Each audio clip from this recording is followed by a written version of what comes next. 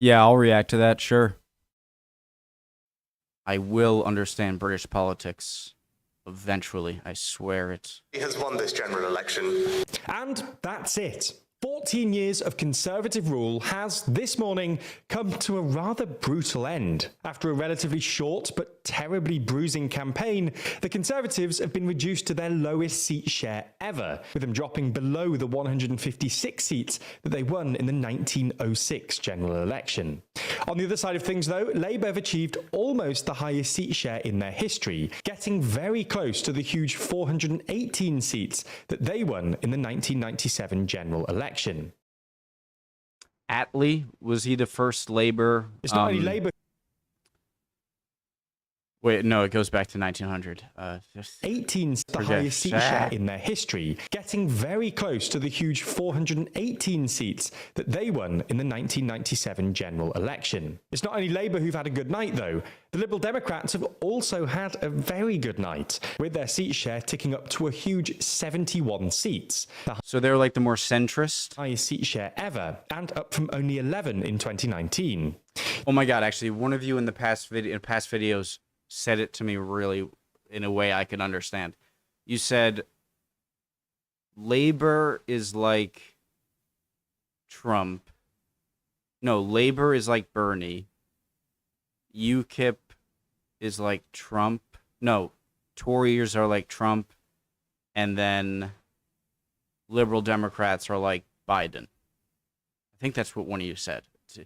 Which actually helped me out for my American brain to like gauge how the parties are. This is in fact the highest seat share ever, and up from only 11 in 2019.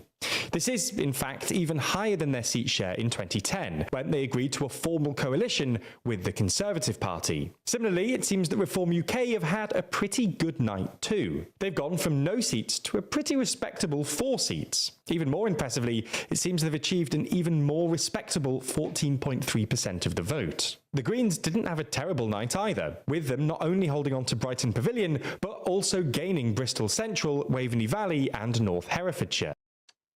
Question. How...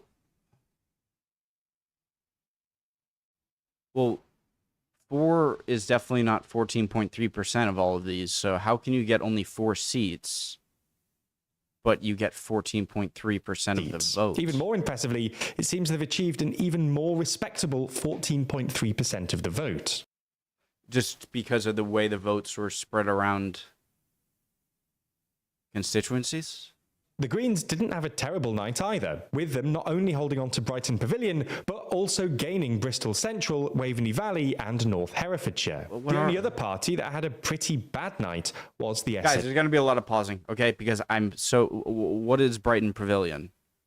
Is this important for me to know, or should I just... And North Herefordshire. The only other party that had a pretty bad night was the SNP, who were damaged by their ongoing scandals and their very recent change of leader. Despite their electoral dominance in Scotland over the last decade or so, last night they received their lowest seat share since 2010, winning only 9 seats. This is a significant decline since 2019, when they won 48 out of the 56 available in Scotland. Obviously, this will raise a couple of key questions. The first is whether this is the beginning of the end of SNP dominance in Scotland, and secondly is what such a terrible result will mean for the cause of Scottish independence. So anyway, these are the headline results from the election, but let's dive a little deeper and have a look at what happened. Before we start, if you haven't already, please consider subscribing and ringing the bell to stay in the loop and be notified when we release new videos.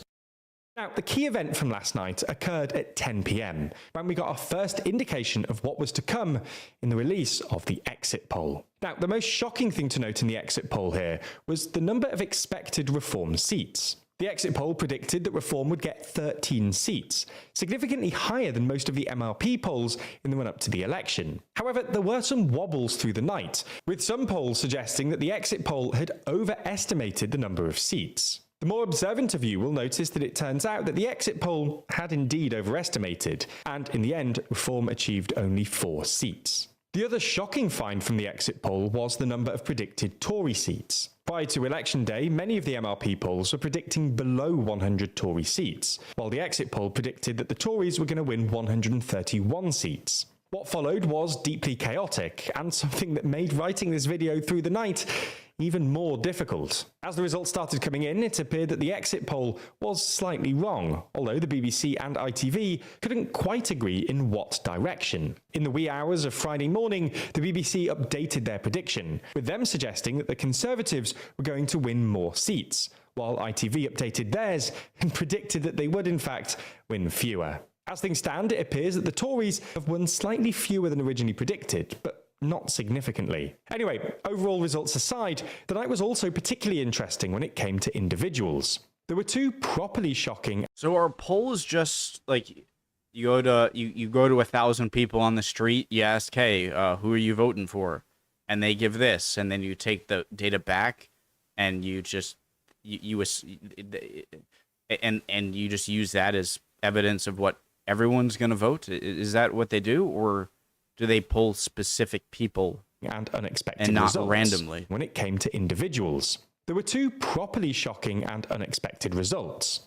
The first was Jonathan Ashworth unexpectedly losing his seat to an independent candidate. Ashworth has previously been the Shadow Health Secretary and, up until today, was the Shadow Paymaster General. It appears that the loss of his seat has been a result of Labour's stance on Gaza, something that could cause problems for the incoming Labour government more generally. The second unexpected result was Jeremy Corbyn's election in Islington North. Having been deselected as a Labour MP, Corbyn opted to stand in his constituency as an independent. He did, however, make the decision to stand rather late in the election cycle, something that led to a decent proportion of journalists and pundits to believe that he was going to lose the constituency to the new Labour candidate. This wasn't the case though, and Corbyn secured himself a pretty decent majority.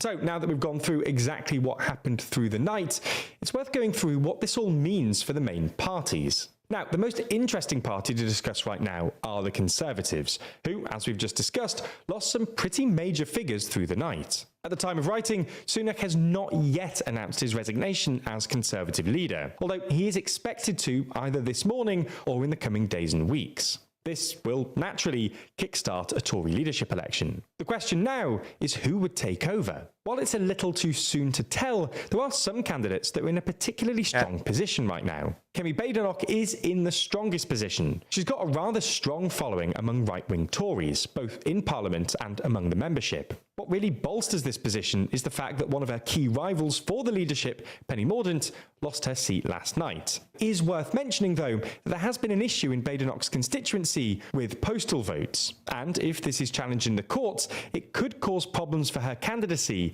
in the Tory leadership election. So losing your seat means like you lost your job. You weren't elected. You're no longer in Parliament, right? Anyway, it could cause problems for her candidacy in the Tory leadership election. Anyway, someone else that there's some chatter about in terms of taking over the Tory leadership is Nigel Farage and his potential defection from Reform UK in order to lead the Tories. After all, he now has a seat in the House of Commons, and there are some relatively senior members of the Conservative Party who have gone on the record as saying that they would like Farage to join their party. Only the next few weeks will show exactly what happens here, but if you do want to stay informed on this, make sure you subscribe to the channel. Anyway, what happens next for Labour is quite simple. The new Prime Minister, Keir Starmer, will meet the King and agree to form a government in his name. He'll take office at Downing Street, assemble his first cabinet, and could even represent his party in a PMQ session before the imminent summer recess. They will soon begin implementing their policy platform as outlined in their manifesto. Whether they're successful at implementing this is not yet known though, and something we'll need to keep an eye on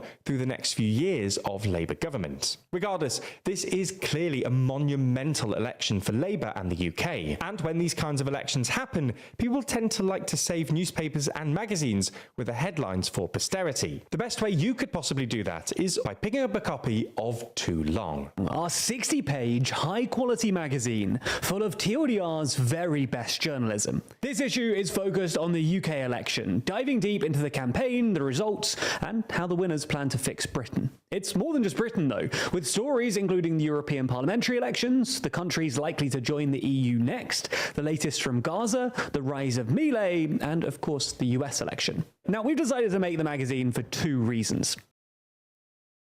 I'll say Firstly, it allows our journalists to write in more detail, diving deeper and ignoring algorithmic restrictions to produce the best work we can. And secondly, it's a good way for you to support TLDR and will help us to produce free YouTube videos as long as we can. If you're interested, then you can pick up a copy from our website, where we're selling 2 editions of the magazine. Firstly, there's the standard edition, and then... Guys, so does the major lead that, or the major victory that the Labour Party had mean that, like, for the foreseeable decade, like, they're going to be in charge? It just seems like such a giant victory that... Is it likely the Conservatives could get a seat and then it, like, in this decade, or is it just too big? There's the premium edition, which gets your name printed in the thank you section of the magazine and exclusive access to our behind the scenes podcast. Oh, and by the way, we're going to be making an issue of Too Long every 4 months. So if you want to ensure that you never miss an issue, then you can subscribe, which gets you a 25% discount. If you have more questions, there's a full Q&A link. Awesome video, guys.